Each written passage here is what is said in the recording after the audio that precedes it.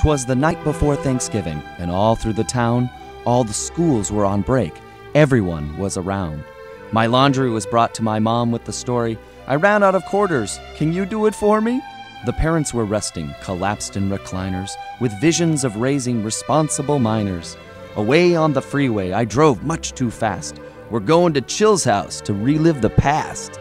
The fact that Chill's parents had gone on vacation increased the potential of intoxication, and wild and rowdy as bee-headed birds, I burst through the door and yelled, "What up, nerds?" The frowns on the faces that should have been jolly shrouded the room in a dark melancholy. What a weak party, I found myself thinking. Where was the laughter? Where was the drinking?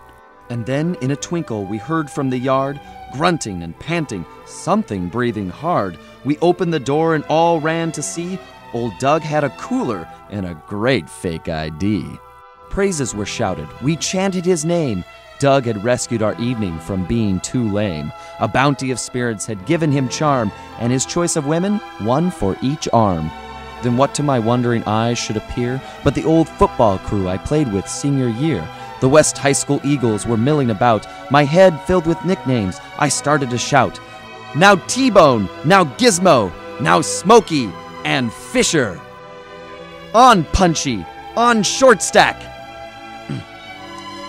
on Goggles, and Fisher. The harder the liquor, the harder the fall. Now drink away, drink away, drink away all!" Our eyes, they were bloodshot. Our stories, how funny.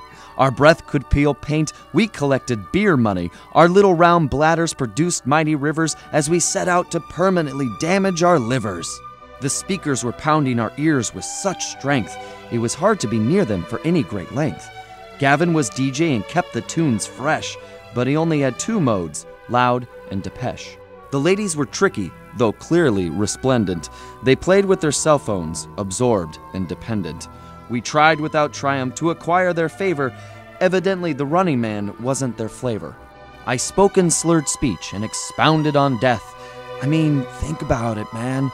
There's not much life left. And what if tonight is the peak of our climb? And what if, something rhyme?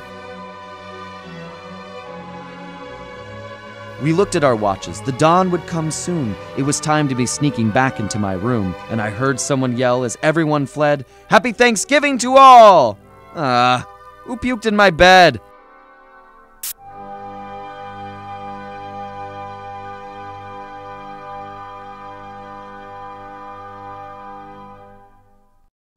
You're welcome.